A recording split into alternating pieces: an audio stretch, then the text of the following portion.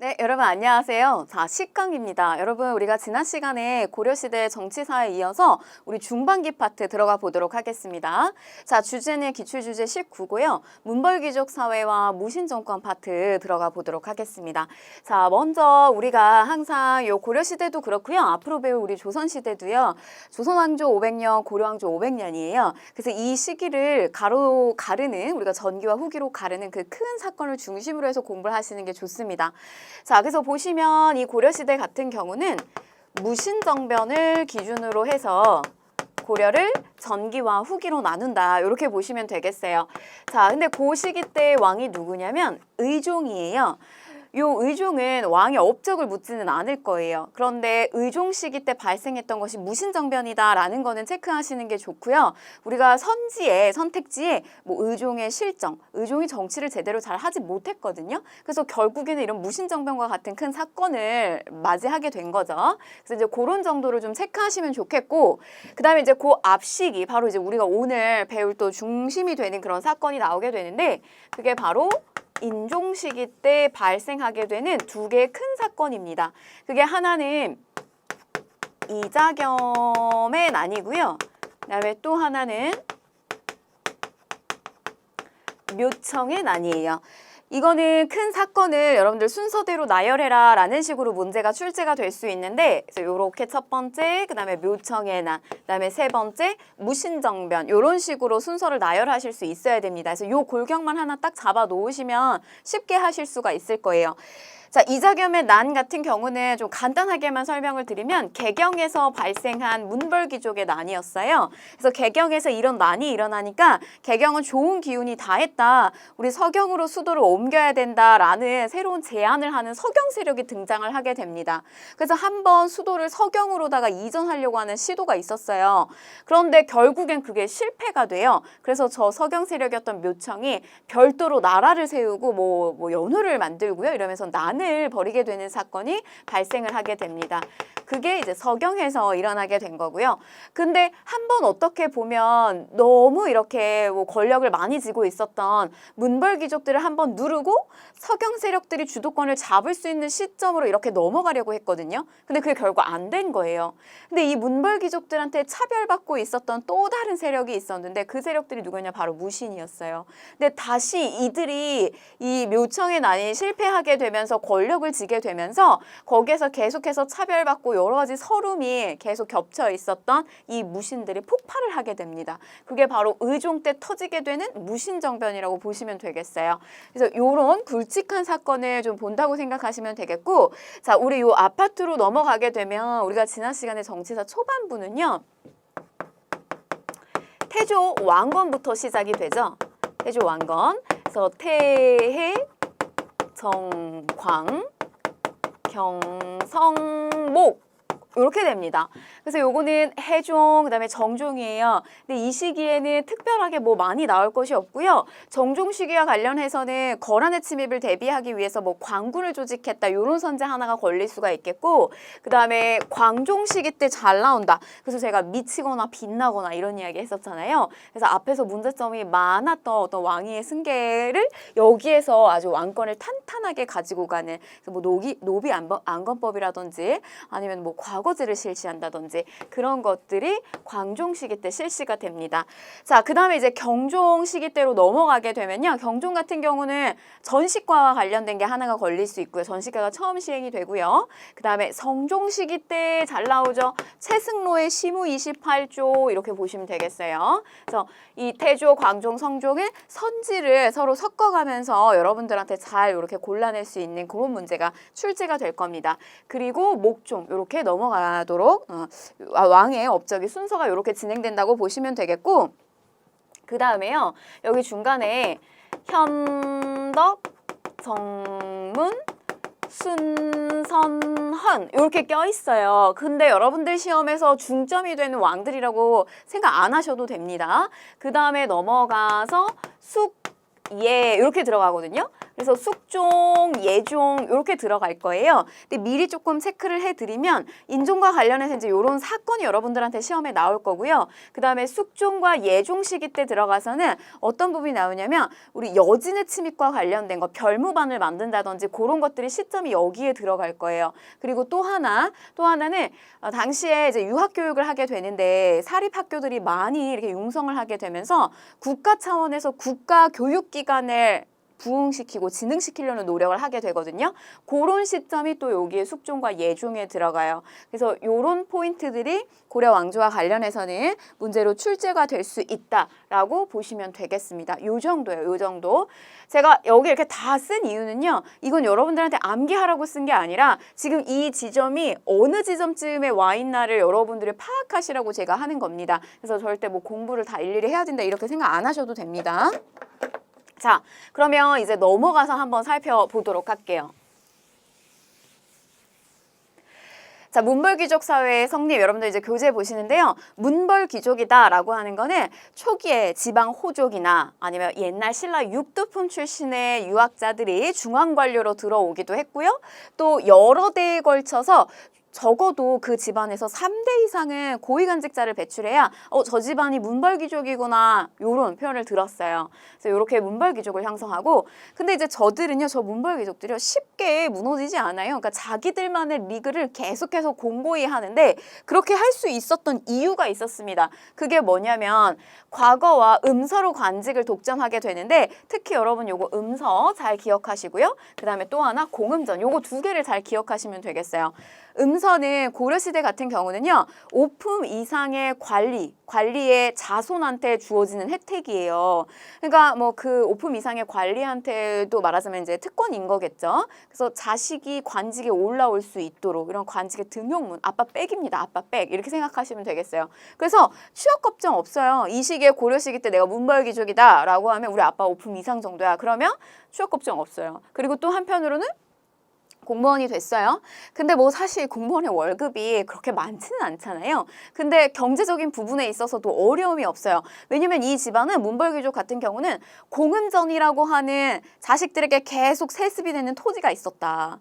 그러니까 이게 취업과 그다음에 경제력 이게 계속해서 한번 이 집안의 문벌귀족이 되면 이게 계속해서 이어가는 거예요. 그러니까 그들만의 리그가 공고해진다라고 보시면 되겠어요. 자, 그다음에 이제 권력을 유지하는데 저걸 유지하기 위해서 가장 좋은 방법은 뭐냐면 자기들끼리 혼인하는 거예요. 급이 맞는 사람들끼리 혼인하는 겁니다. 그래서 귀족 가문이나 왕실가 근데 특히 권력을 더 강하게 끌고 가려면 어디랑 혼인을 하냐 왕실 쪽하고 혼인하면은 이것만큼 좋은 게 없겠죠. 굉장히 폐쇄적인 혼인 관계를 형성한다는 거예요.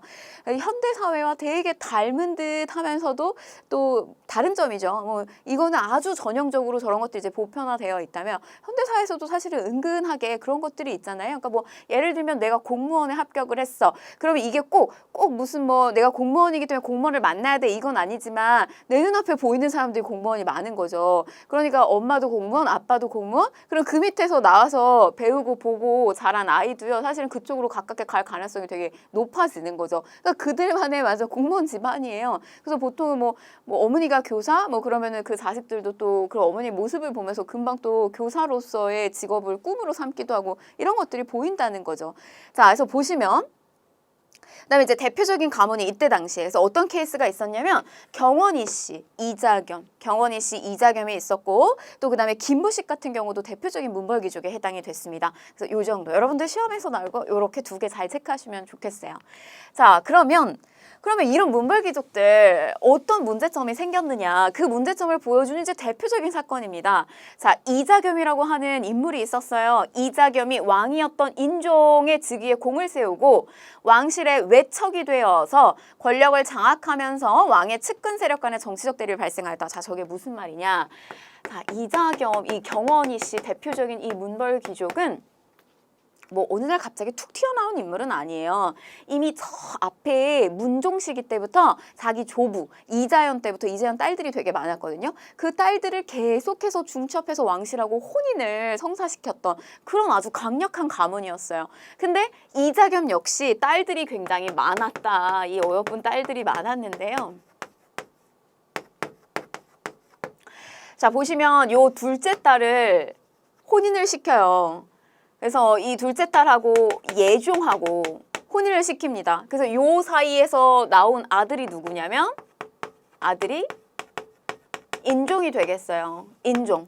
그래서 우리 아까 앞에 여러분들 이렇게 제가 개괄을 해드렸을 때 거기에서 이제 숙, 예, 인종, 그 다음에 의종, 무신정변 이렇게 들어가거든요. 그래서 이렇게 인종이 이제 인종의 아버지가 예종이고 인종의 입장에서 이 이자겸의 둘째 딸은 엄마죠. 그럼 생각해 보세요. 엄마고 이자겸은 인종한테 뭐가 되냐면 외할아버지가 되는 거예요. 그래서 우리가 외척이라고 얘기를 하는데 여기 이제 권한이 많이 가지고 왔고, 근데 이제 이자겸은 이 인종이 다른 가문하고 혼인을 하게 되면 자기 집안의 가문이 또 약화될 가능성이 있잖아요. 그러니까 어떤 일을 하게 되냐면 이렇게 셋째 딸. 어떻게 생각해보면 자기한테 이 인종한테는 셋째 이모에 해당이 되는 거거든요. 셋째 이모하고 혼인을 시키고요. 연이어서 또 아주 무리하게 아무리 근친혼을 한다고 해도요. 이 정도까지는 너무 막무가내고 사실 완전 콩가루 집안이죠. 넷째 이모까지도 이렇게 혼인을 시키는 인종은 무슨 죄야 대체. 그래서 아무튼 이렇게 혼인을 하게 된다. 그러면 요 셋째하고의 혼인을 했을 때 이자겸을 관계를 보게 되면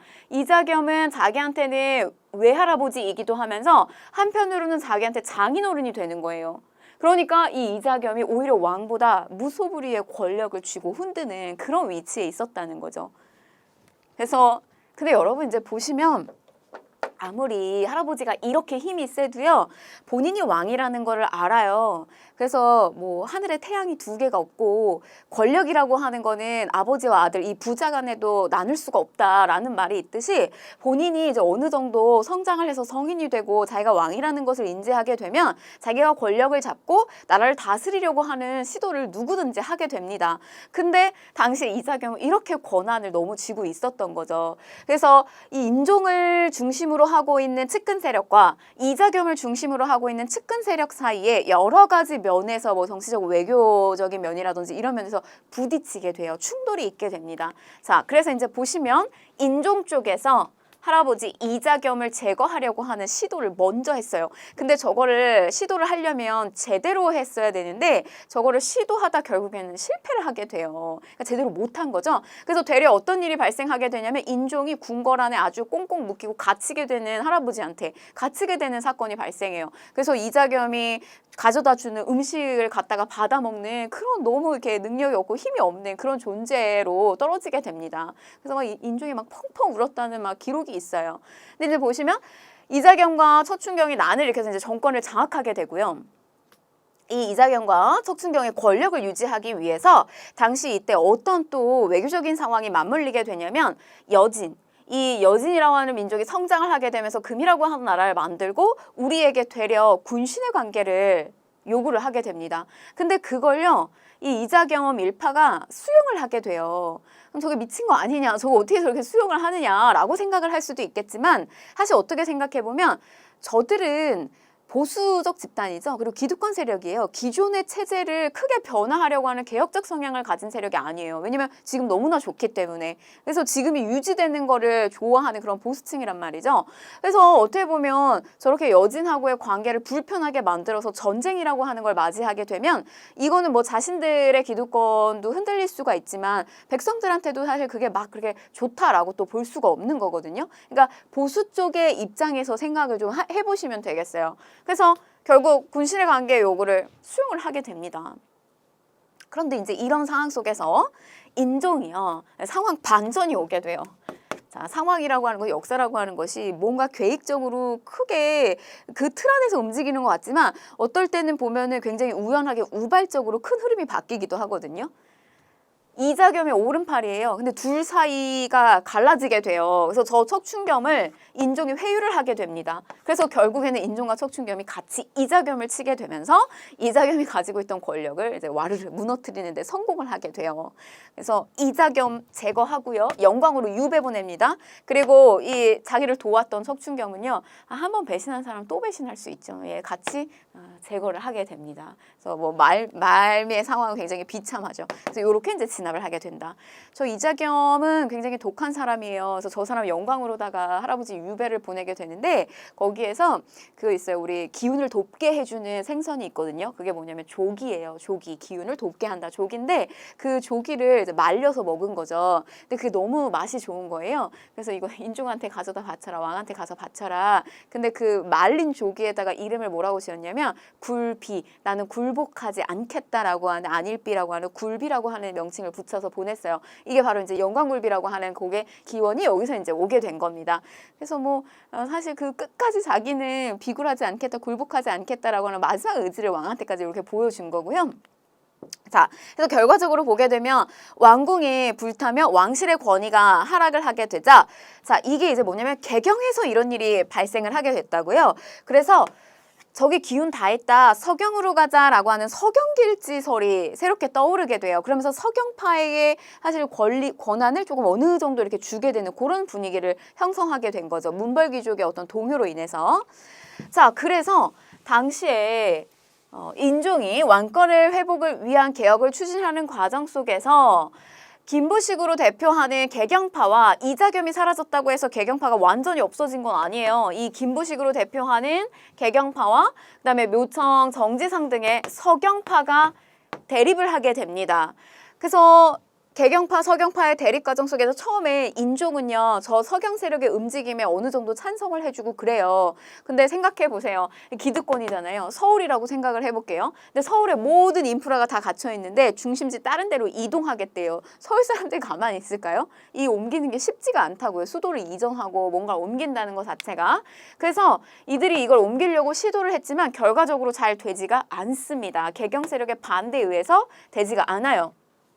자, 근데 이들은 단순히 수도만 옮긴다라고 하는 거에만 목표가 있는 것이 아니라 이들이 가지고 있는 어떤 가치관이나 철학이 굉장히 다르게 있었어요.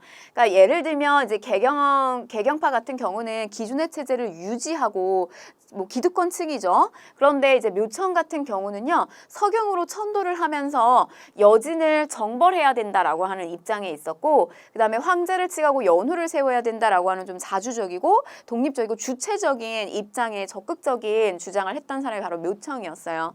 자, 그런데 이제 결국은 김부식 등의 개경파의 반대로 실패를 하게 되고 묘청이 이제 난을 일으키게 됩니다. 이제 이 지점에 오게 되면 난을 일으키게 되는데 국호가 나왔다는 이야기는 나라를 또 하나 별도로 만들었다는 이야기예요. 대위국, 그리고 연호는 천계라고 하면서 서경의 난을 일으키게 됩니다. 그런데 이제 얼마 안 있다 결국 김부식이 이끄는 광군에 의해서 진압을 하게 된다는 거예요. 그래서 묘청의 난은 결국 실패입니다. 실패하게 돼요. 자, 이게 결과적으로 이제 서경파는 완전하게 몰락을 하게 되고요. 그 다음에 저 보수적 문신들한테 차별을 계속해서 받고 있었던 무신에 대한 차별은 나날이 갈수록 더욱더 심해지고요. 근데 이런 과정, 결국에 이 실패한 어떤 이 묘청의 난을 두고 나중에 우리 뭐 일제강점기 때 뭐 독립운동가이기도 하면서 뭐 역사학자이기도 했었던 이 신채호 선생님은 이 묘청의 난은 단순한 사건이 아니다라고 평가를 했어요. 조선 역사상 1000년 제일 대사건으로 평가를 하게 됩니다.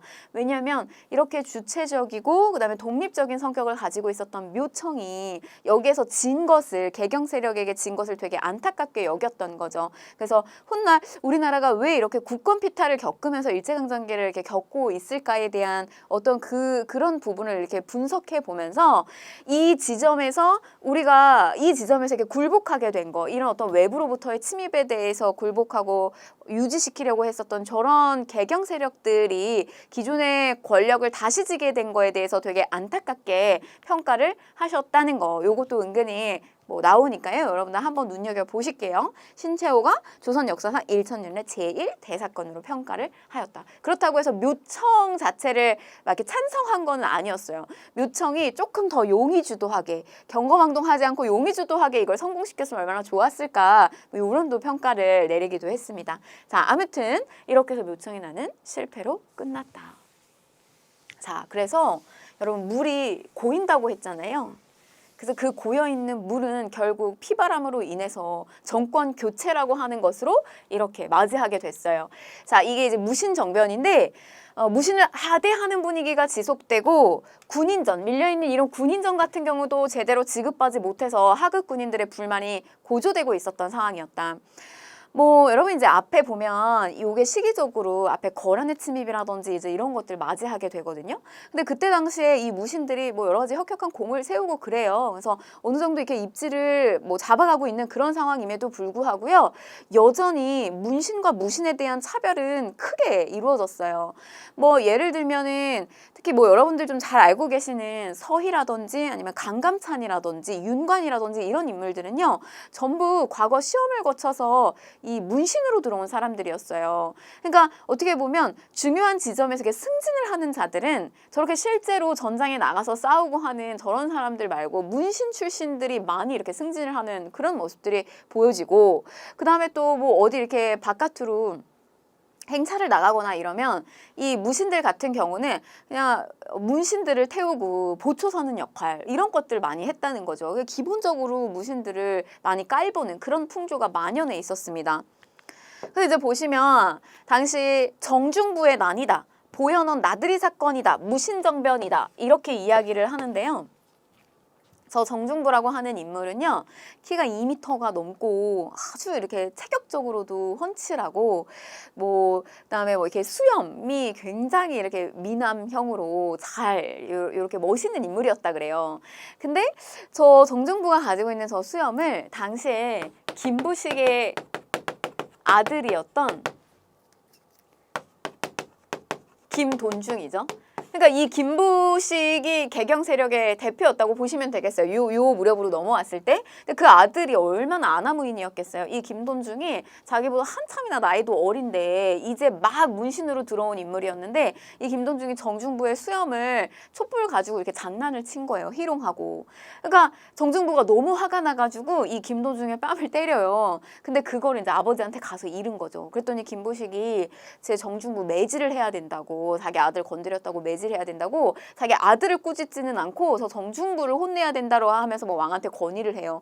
그러니까 이제 이런 거에 정중부가 굉장히 많이 이렇게 울분을 참고 있었던 그런 상태였어요. 그러니까 이거는 비단 그냥 작은 사건의 하나에 불과했고, 근본적인 원인은 사회 만연에 있었던 이 문무에 대한 차별, 이것에서 비롯됐다고 보시면 되겠어요.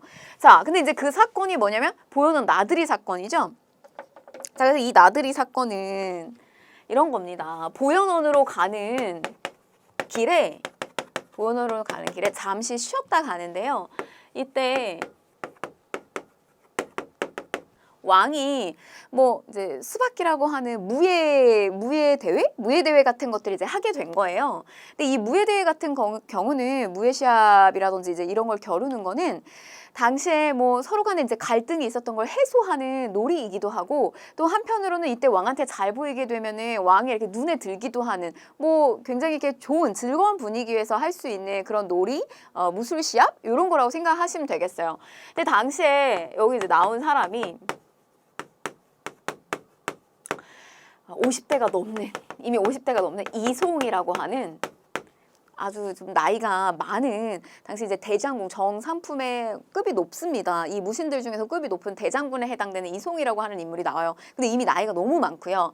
당시 여기에 이제 누가 나오냐면 20대 후반에 해당되는 이제 젊은 무신이 나온 거예요.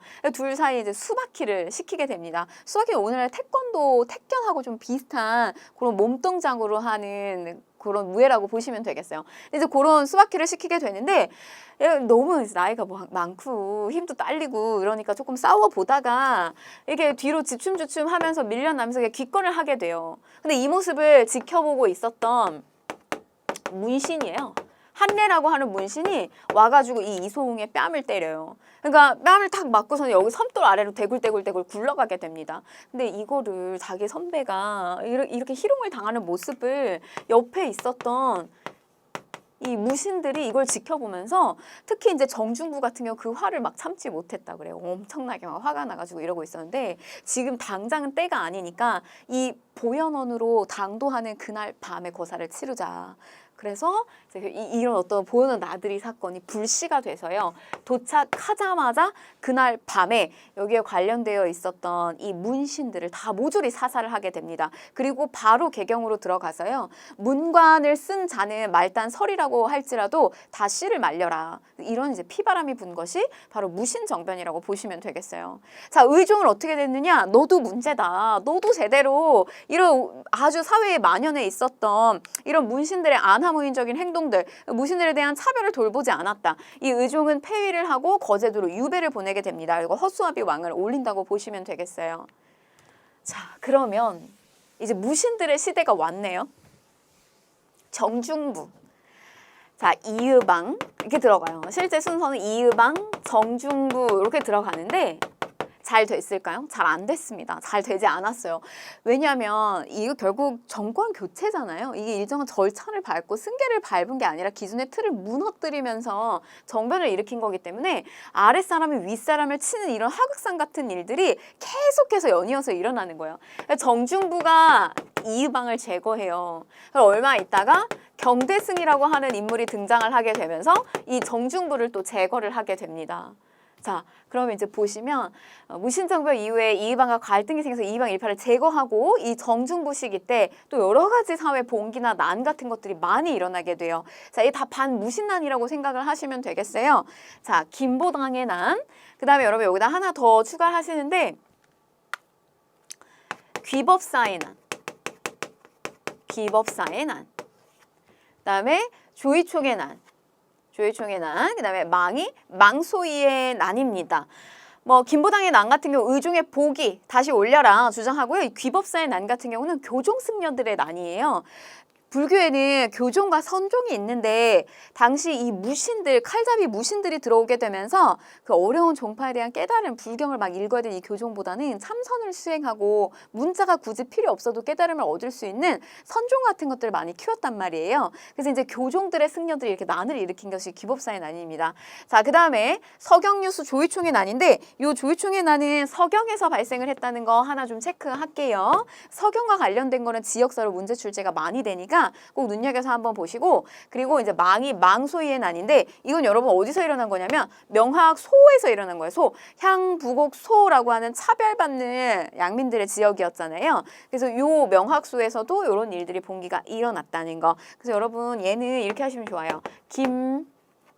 김궈조이, 김궈조, 정중부, 아버지, 김궈조이, 김보당의 난, 귀법사의 난, 조이총의 난, 망소이의 난, 부부, 김궈조이 이렇게까지 하시면 좋겠습니다. 그래서 이거 다 하는 게 여기 이런 문제 나오면 좀 이제 난이도가 올라가는 거거든요. 근데 이렇게 하나 정리 좀 하시면 좋겠어요. 자, 그 다음에 이제 경대승 시기로 한번 넘어가 볼게요. 경대승은 좀 다릅니다. 이들하고 좀 달라요. 무신정변이 일어났을 때 여기 적극적으로 가담했던 사람 아니고요. 이의방하고 정중부가 이 무신들이 집권을 갖게 되면 어떤 기구가 힘을 얻게 되냐면 이 중방, 뭐 상장군, 대장군 이렇게 급이 높은 그 무신들이 모여서 하는 회의라고 생각을 하시면 되겠어요. 그래서 이들이 집권을 했기 때문에 원래 이들의 회의기구였던 중방의 기능이 굉장히 세져요. 근데 경대승은 이 중방 근처에 얼씬도 하지 않았다. 그리고 정중부의 이런 행태에 대해서 비판을 많이 해요. 그래서 이 정중부를 치고 경대승이라고 하는 인물이 들어오는데 평가가 비교적 좋아요. 저 경대승은 뭐 자기 아버지가 불법적으로 토지를 얻은 거를 그거는 뭐 도리에 맞지 않다고 해가지고 저거를 군에다가 다시 내놓는다든지 뭐 이런 식의 좀 청렴한 모습을 보였던 인물이 경대승입니다. 근데 이 경대승은요, 여기 얼씬도 하지 않았다 그랬어요. 그래서 이거를 좀 무력화시키려고 했고, 그 다음에 자기의 신변을 보호할 수 있는 개인적인 사병기구인 도방을 설치하게 된다는 거예요. 누가 했다? 경대승이 했다. 얘네랑 좀 다르다. 결이 다르다. 경대승 도방. 그러나 뭐 경대승이 계속 정권을 유지하고 했으면 좀 나은 어떤 나라의 모습이 됐을 수도 있을 텐데 역시나 하늘이 그냥 두지 않네요. 병사하게 돼요. 그래서 30대쯤에 결국에는 일찍 사망을 하게 됩니다. 그리고 나서 누가 들어오게 되냐면 이희민이 들어오는데요. 당시 경대승이 집권을 하고 있을 때의 느낌은 약간 이런 느낌이었어요. 경대승 비교적 잘 끌고 가려고 했는데 이 뒤에 이상한 애가 하나 껴있어요. 망나니 같은 애가 하나. 얘가 바로 누구냐면 얘가 바로 이음인이에요. 이음인. 이음인도 수학이 되게 잘했다고 해요. 무술 실력이 뛰어나가지고 당시에 의종이 어여삐 여겼다고 그래서 이음인을 발탁하고 했다고 그래요. 근데 이렇게 무신정변 일어났을 때 이 이음인이 자기를 발탁해준 왕이잖아요. 그런데 그 의종을 뭐 척추를 꺾어가지고 죽였다. 뭐 이런 이야기를 할 정도로 좀 잔인, 무도한 인물이기도 하고 실권을 잡고 난 다음부터는 뭐 굉장히 토지경병부터 비롯해가지고 여러 가지 부정부패들을 굉장히 많이 했던 인물이 이음인이에요. 자기 아내도 마찬가지였고. 그래서 어디까지 내려가느냐, 그 급이 어디까지 내려가느냐를 잘 보여주는 게 바로 이음인이었다. 어머니가 노비 출신이었고요. 아버지는 소금 장수였어요. 그러니까 완전한 이제 천민인 거죠. 그래서 천민 출신, 얘도 체크해 드릴게요. 천민 출신. 경대승이 있을 때는 뒤에 숨어 있다가요. 경대승 병사하자면서 얘가 튀어나와요. 이음인이.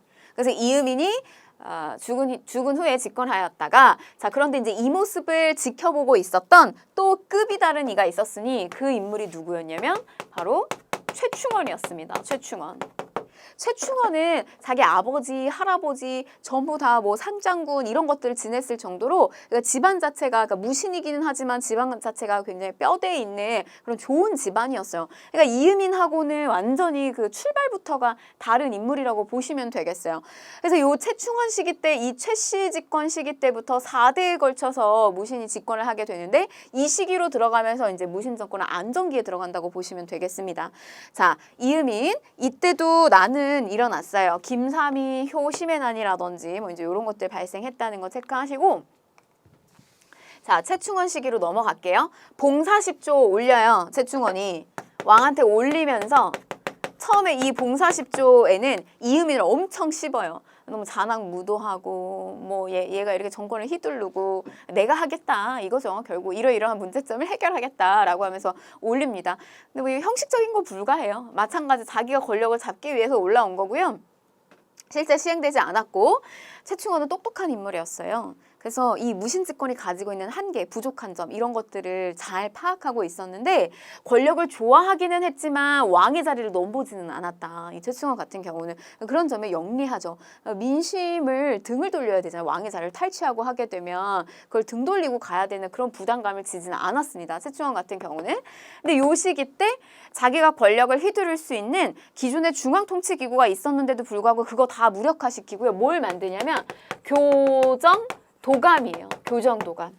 여러분 어렵지 않아요? 그래서 이 중방 처음에 무신들이 집권했으니까 적의 기능이 세졌는데 이 경대승이 급이 다르다. 이들이랑 도방이라고 하는 걸 만들고요. 이 도방은 이때 또 다시 설치 내지는 확대가 됩니다. 그리고 교정도감을 만드는 거예요.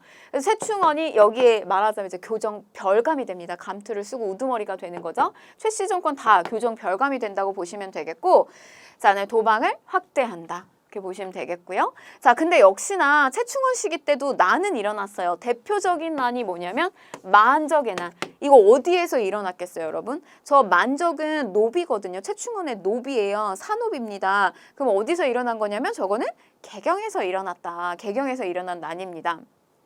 신분해방 운동적 성격을 가지고 있어요. 생각해보세요. 뭐 이렇게 노비 출신이 나와가지고 실권을 잡고 있는데 밑에 있었던 노비들도 그런 생각을 하지 않겠어요? 그래서 저 노비들이요. 저들이 해야 되는 의무가 있어요. 그러니까 저들은 땔감을 얻어오고 해야 된다. 산에서 모입니다. 산에서 모여서 저 노비들이 다 모였는데 가슴팍에서 천에서 뭘 하나 꺼내요. 근데 그게 뭐냐면 이렇게 정자가 찍혀있는 천입니다. 이건 뭐냐면 우리도 저 정자는 장정 정자예요. 국가의 일정한 의무를 다 할 수 있는 근데 노비는 사유재산이거든요. 그래서 이거는 사람들한테 사고 팔리는 존재들이었단 말이에요. 근데 자기들도 국가의 일정 부분의 의무를 다할 수 있고 세금을 낼 수 있는 그런 존재, 신분해방적 성격을 가지고 있다는 거죠. 근데 뭐 결과적으로는 실패를 하게 됩니다. 거사를 치르려고 한 그 직전에요. 당시 여기 같이 합류했었던 노비 순정이라고 하는 노비가 있어요. 근데 그 노비가 자기 주인에게 이걸 고발을 하게 됩니다. 그러면서 이제 이들은 다 발각이 됐고 멍석 말아서 다 수장을 당하게 됩니다. 아이러니하게도요. 그거를 또 발설을 했었던 그 순정이라고 하는 노비는 양인으로 이렇게 승격을 하게 돼요. 자, 아무튼 결과적으로 이제 실패를 하게 됐다는 거. 자, 그 다음에 최강수의 난, 요거는 이제 고구려 부흥운동. 그러니까 우리나라 고구려 백제 신라를 이렇게 다 묶어놨는데, 그래서 우리는 뭐 단일 민족이다 이렇게 얘기하지만 사실 이렇게 나라가 조금 흔들리거나 어지럽거나 이러면 다시 옛 고구려, 뭐 옛 신라 다시 키우겠다라고 하는 이런 부흥운동이 자꾸자꾸 나왔다는 거예요. 그래서 이런 것들도 있었다는 거. 그러나 시험에서 여기에 잘 나옵니다. 만적의 난. 자, 그 다음에 이제 최우는 최충원의 아들이에요. 그래서 보시면 최충원 그리고 최우 이렇게 넘어가게 되는데 최우 시기 때 정방, 그러니까 여러분 지금 기구가 도방, 경대승, 교정도감 이건 쭉 가는 거예요. 교정도감 생각하시고요. 그 다음에 나머지 정방, 서방, 삼별초 이런 것들이 헷갈리실 텐데 나머지 건 전부 다 누가 한 거냐면 최우가 만들었다. 전부 최우가 만들었습니다. 정방, 제가 이렇게 해요. 인사를 정한다 이렇게 생각하세요. 인사를 정한다. 이건 중방이고요. 중방이랑 헷갈려하지 마시고 인사를 정한다. 그래서 요거. 그래서 우리는 사실 고려는 이성 6부가 있어서요. 여기에는 이부가 있고 병부가 있어요. 이런 데서 뽑는 거예요. 문관, 뭐 무관을 뽑는 건데 그런데 이걸 무력화시키고 저 정방을 통해 가지고 인사행정을 담당했고요. 그 다음에 서방, 서방은 저기에 뭐 이름난 학자들, 그러니까 문인들을 머무르게 했습니다. 그래서 어떻게 보면은 칼잡이 무인들만 뭐 보호하고 그랬던 것이 아니라 저렇게 문인들한테도 여러 가지 의견을 듣기도 하는 저런 기구를 만들었다는 거예요. 최씨 집권에. 그게 굉장히 이제 뭐 영리한 측면이고요. 그래서 정서방, 정서방 이렇게 생각하세요. 서방인데 정서방, 정서방. 최우, 정방, 서방 이렇게 됩니다. 그래서 이거 같이 묶어서 최우로 기억을 하시고요. 자, 그 다음에 이제 삼별초가 있어요. 삼별초는 처음에 경비하는 그런 군 부대라고 생각하시면 되는데 이게 나중에 확대가 되면서 좌별초, 우별초, 몽골의 침입으로 인해서 잡혀갔다가 다시 돌아온 신의군으로 구성이 되어 있는 것을 우리가 이제 삼별초라고 한다. 나머지는 다 이렇게 최후 때 들어간다. 자, 강화도로 천도하는데 몽골이 침입하게 되는 때가 최후 때 몽골이 침입을 하게 됩니다. 그래서 그때 당시 이제 강화로 천도하는 걸 선택하게 됐다라고 보시면 되겠어요. 자, 그러면 이제 우리가 문제를 한번 풀어보도록 할게요. 자, 다음 사건에 대한 탐구 활동으로 가장 적절한 것을 골라라 라고 했는데 자, 왕의 장인이자 외할아버지로서 권세가 하늘을 찌르던 누구겠어요? 이자겸이겠네요. 자기 생일을 우리 뭐 예를 들면 국경일에다가 절자 붙이잖아요. 제헌절 이렇게 붙이잖아요. 자기 생일을 인수절 막 이렇게 붙일 정도였어요. 그의 위세에 위협을 느끼던 넷이 뭐 암살을 시도하였으나 오히려 그의 일파인 척춘경 등이 군사를 일으켜 반격했다. 자, 뭐 이자겸은 아니죠? 자, 그럼 보시면 강화도로 천도하게 된 배경을 살펴보게 된다라고 했는데 이건 몽골 침입으로 이루어진 거고 이건 틀린 건 최후 집권이니까 강감찬이 나성 축조를 건의한 의도를 분석한다라고 했는데 이거는 거란 침입과 관련이 있어요. 자, 그다음에 3번 만적이 개경에서 반란을 모의한 이유 이거는 최충원이잖아요. 최충원. 자, 금의 군신의 관계를 요구를 수용해서 기존의 체제를 유지하려고 했던 보수층이었다. 그래서 정답은 4번이 됩니다. 자, 5번 공민왕이 개혁 정책을 추진한 시기에 국제 정세를 파악하게 된다라고 하는데 저거는 이제 원간섭기로 넘어가게 되겠죠. 그래서 얘는 정답은 4번 이렇게 보시면 되겠습니다. 자, 다음 기출주제 20으로 넘어가도록 할게요. 자, 고려의 대외관계 전개인데요. 자, 이 대외관계 전개는 거여몽 홍건적 왜구 이렇게 들어갑니다. 거여몽 홍건적 왜구. 자, 다시 한번 이렇게 보시면 거란, 거여, 여진, 그리고 몽골의 침입. 자, 몽골의 침입은 우리가 앞에서 잠깐 본 것처럼 이 몽골 침입은요, 최씨 집권 시기 때예요. 정확하게 이제 최우가 집권하고 있을 무렵이라고 보시면 되겠고, 그 다음에 홍건적의 침입, 그 다음에 왜구의 침입이죠. 근데 이 홍건적 침입 같은 경우는 공민왕의 개혁 정책을 중단시킬 정도로 타격을 입힙니다. 그리고 왜구의 침입 같은 경우는 우왕좌왕 할 때, 우왕좌왕, 그래서 우왕, 창왕, 고려의 마지막 왕은 뭐가 되냐면 공양왕 이렇게 됩니다.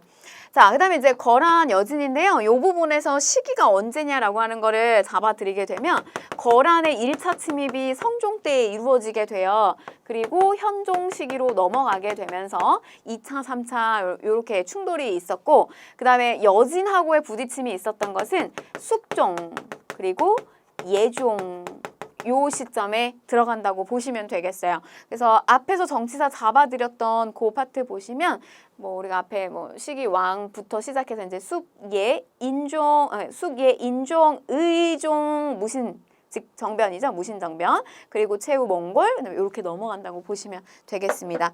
시점을 좀 잡아드리는 거예요. 자, 그럼 먼저 이제 거란의 침입부터 보겠습니다. 거란의 1차 침입인데 거란의 장수 소송령의 군대가 80만의 대군을 이끌고 와요. 어마어마한 군대를 끌고 들어오게 되는데 뭐 그때 당시 다 혼비백산이 됩니다. 80만의 대군을 어떻게 맞이하냐, 저걸 우리가 어떻게 대적을 하냐. 그래서 막 다 여기가 이제 점령 당하게 되면 이게 그 적장에 말하자면은 그 적군들의 뭐 군량미가 될 수도 있고 무기가 될 수도 있으니까 이걸 다 갖다 버리고 막 이런 혼비백산의 일들이 발생해요. 근데 당시에 서희가요 그걸 대담하게 아주 담대하게 저 적진으로 직접 찾아가게 됩니다. 근데 실제로 소송령이 왔는데 당도를 했는데 이거 적극적으로 우리를 치지 않았다 그래요. 근데 그걸 간파한 거예요. 이 서희는. 알고 봤더니 이유를 봤더니 이들의 목표는 뭐냐면 우리가 당시의 외교적인 입장이 친송 북진 너무 송나라하고 친하고 이런 상태죠. 너무 송나라하고만 친하고 이 위에 있는 거란하고는 적대적인 관계에 있는 거예요.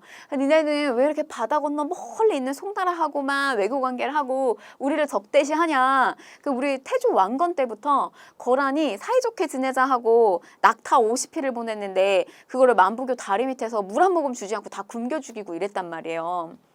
우리랑도 친하게 지내자. 목적은 결국 이거였어요. 그래서 서희가 이제 외교적談判을 하게 되는데 우리는 뭐 고구려를 이은 나라다. 그래서 이거는 여 위에 있는 만주 지역에 해당되는 나라는 원래 우리의 땅이고 이런 어떤 적극적인 입장을 피력을 해요.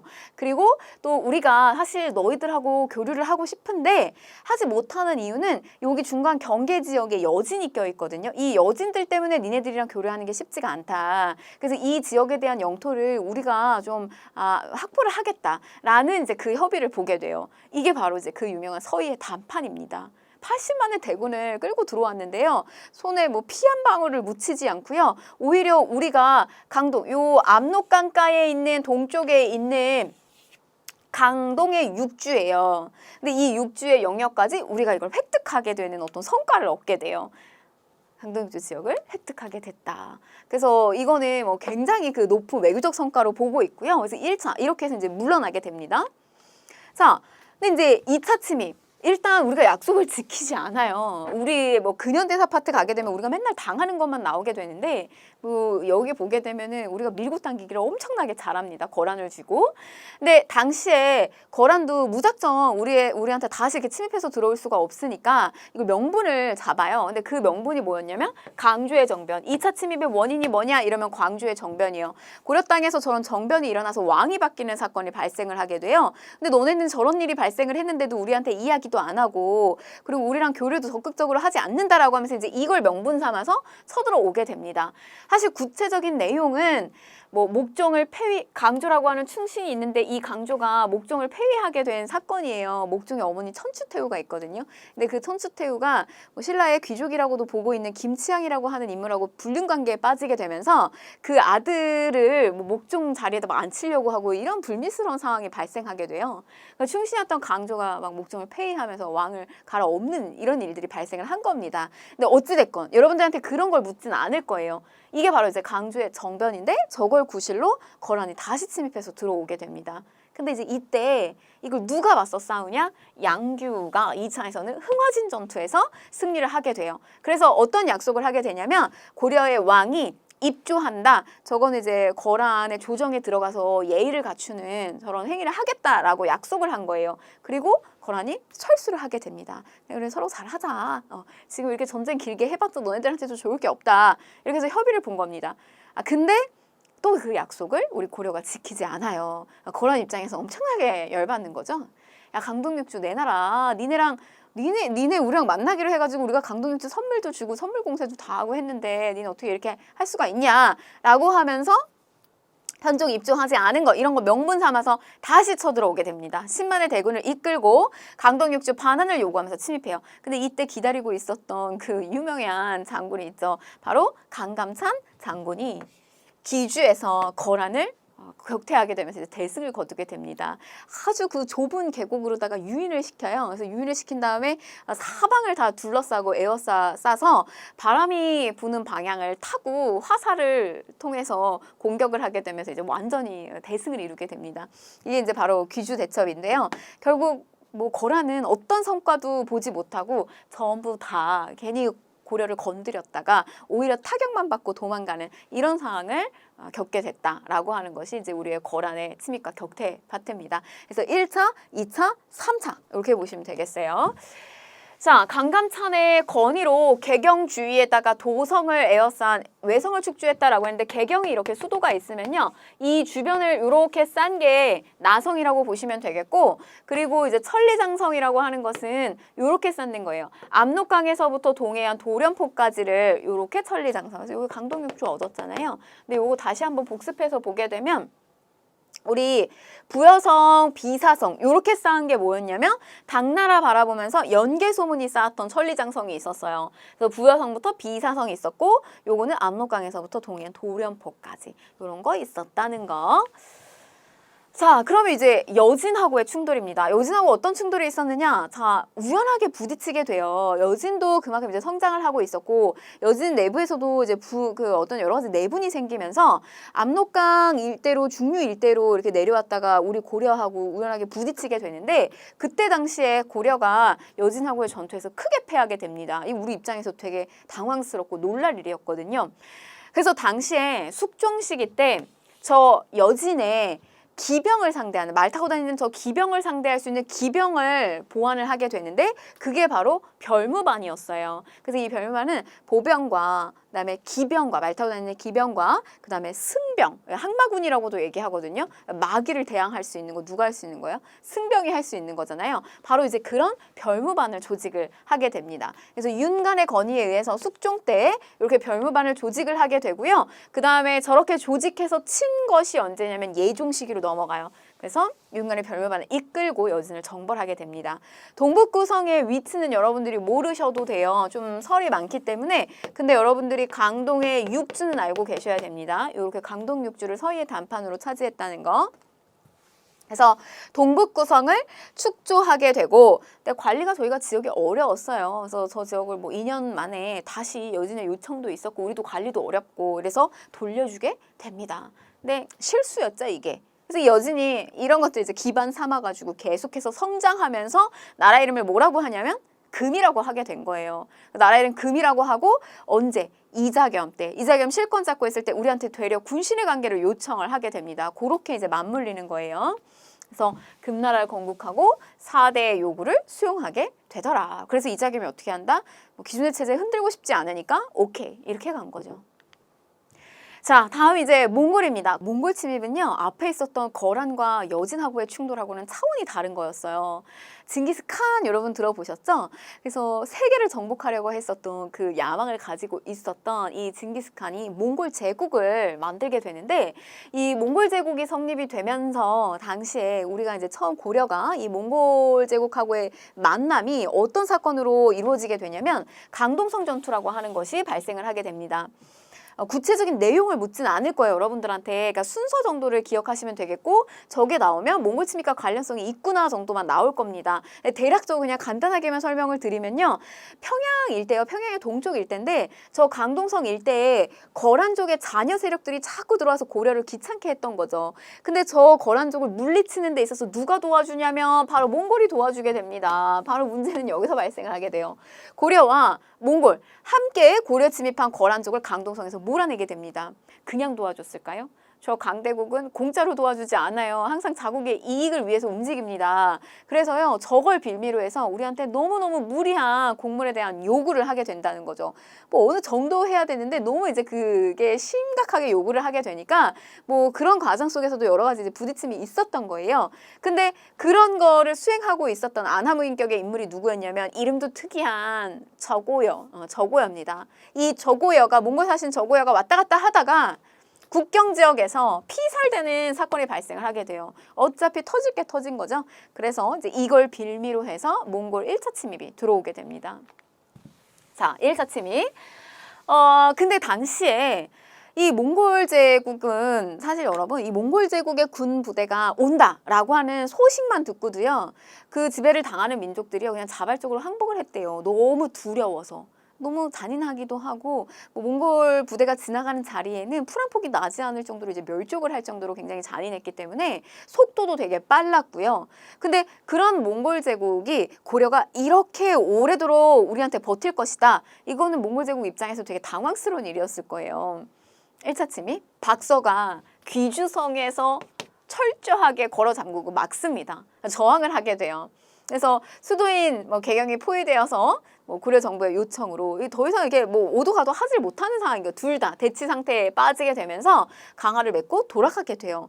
1차는 그냥 사실 갸우뚱하면서 몽골 제국이 물러났을 텐데 이제 이 지배층이 고려의 지배층이요. 몽골 제국을 또 당황스럽게 하는 일을 선택하게 돼요. 그게 뭐냐면 바로 집권자였던 최후가 개경에서 위치를 바꾸게 됩니다. 강화도로다가 수도로 옮기게 돼요. 이거는 장기 항전으로 가겠다는 이야기거든요. 항복하지 않고 강화도로 넘어가게 됩니다.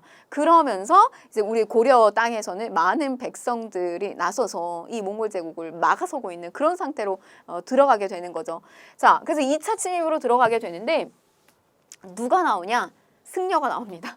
승려 김윤호가 나와요. 승려가 살생을 할 수 없지만 나라가 위기에 빠져 있을 때는요. 저 무술 실력을 발휘해요. 그래서 저 승려 김윤호가 처인성에서 몽골 장수 살리타를 사살하게 됩니다. 충격. 완전 충격입니다. 왜냐면 당시 몽골 장수의 우두머리를 죽인 거기 때문에 저건 이제 끝난 거예요. 종결이 된 겁니다. 당시에 공이 굉장히 높잖아요. 저 전쟁을 끝낸 종결시킨 장본인이고 근데 김윤우는 거기에 대한 포상을 받지도 않았다 그래요. 그렇게 겸손하게 마무리가 됐고 그다음에 이제 3차 침입으로 들어가게 되면 우리가 이제 장기전에 들어가게 되면서 여러 가지 항전을 벌이고 버티기도 했지만 한편으로는 문화적 소실이 되게 많았어요. 경주 황룡사 구축 목탑이 소실됐죠. 저거 선덕여왕 때 있었던 거고 저게 만약에 있었으면 완전 경주 일대 랜드마크와 같은 상징적인 건축물이 됐을 거라고 제가 이야기 드렸는데 이게 여기서 소실이 됩니다. 그리고 몽골군의 침입을 격퇴하는 염원을 담아서 8만 대장경을 조판해요. 이 과정에서 우리 거란 침입 때 만들었었던 초조대장경이 불타거든요. 그래서 다시 만들었다 8만 장을 제조대장경이라고 합니다. 그래서 이 조판을 시작하게 됩니다. 8만 대장경의 의미는 좀 아이러니하죠. 그래서 저걸 만들기 위해서는 얼마나 많은 돈과 시간과 에너지를 이 지배층이 썼겠어요. 그래서 한편으로는 그 문화유산적 가치가 굉장히 크지만 또 한편으로는 저걸 만들고 있었을 때 거기에 썼던 시간과 돈과 에너지 이런 것들이 좀 상반되게 백성들을 이렇게 피를 흘리면서 몽골 제국들한테 이렇게 피해를 보고 있었던 그런 게 좀 두 가지가 같이 좀 겹치죠, 사실. 자, 그 다음에 이제 5차 침입으로 넘어가게 되면 김윤우가 충주 산성에서 몽골군을 물리치게 됩니다. 여기에도 굉장히 대표적인 일화가 있는데 저때 당시에 사람들이 다 도망가고 혼비백산 되어 있고 저 충주산성을 지키기가 어려웠다 그래요. 근데 이제 남아있는 사람들이 노비나 하층민들밖에 이렇게 남아있지 않으니까 저 김윤우가 완전히 결심을 하고 내가 이름을 걸고 내가 이걸 책임질 테니까 당신들이 여기서 나와 적극적으로 이런 싸움을 임하게 되면 내가 그 노비문서 다 불살라버리겠다. 이제 이런 약속을 했대요. 그래서 실제로 저 충주산성을 지켜내고 그리고 이후에 이제 고려 정부에서 그거 허락을 해가지고 이들의 노비문서를 불살라주고 하는 그런 일화가 또 대표적으로 있습니다. 자, 그 다음에 이제 6차 침입 넘어가면 충주 다인철 소의 주민들이 또 몽골군에서 맞서 싸우게 되고요. 그 나라가 위기에 빠져 있을 때는 결국 신분이라고 하는 게 되게 무색한 걸 또 보여주는 장면이에요. 자, 몽골과의 강화와 이제 개경한도로 들어가게 되는데 너무 장기간 백성들이 피해를 보고 있으니 당시 강화도에는 지금 어떤 구조로 되어 있냐면 왕실이 있고요. 그 다음에 무신들이 있는 거잖아요. 그러나 왕실이 있으나 마나한 호소아비 같은 상태에 있는데 결국 이 왕실 쪽에서 어떤 선택을 하게 되냐면 몽골과 화의를 선택을 하게 됩니다. 그러면서 개경으로 환도를 하게 돼요. 개경을 한도를 하게 되고, 그런데 이제 개경으로 한도하게 되면서 우리는 이제 이 지점부터 원 간섭기로 들어가게 되는 거고요. 근데 이 무신 쪽에서는 만약에 이렇게 화해를 하게 돼버리면 자기들의 정권이 유지가 쉽지가 않아요. 그래서 이 무신들은 어떻게 하냐면 우리 이 삼별초라고 하는 거를 통해서 우리가 강화도에서 진도, 제주도 이렇게 옮겨가면서 계속해서 항쟁을 벌이게 됩니다. 그런데 나중에 결국 이 제주도는 고려하고 그다음에 몽골 하고의 이런 표현이 붙을 거예요. 여몽 연합군 이렇게 진압을 하게 된다는 거. 그래서 여러분 이게 이 이중 구도를 이해하지 않으면 왜 갑자기 고려하고 몽골의 부대가 삼별초를 이렇게 진압을 할까라고 갸우뚱하실 수 있을 텐데, 바로 당시에는 왕실 쪽의 상황과 그다음에 무신 쪽의 상황, 이런 상황으로 놓여져 있었다는 거죠. 그래서 결국 이제 무신 정권이 붕괴가 되고 개경으로 돌아오게 되고, 고려가 몽골이 세운 원나라의 간섭을 받게 되면서 이제 원 간섭기로 넘어가게 됩니다.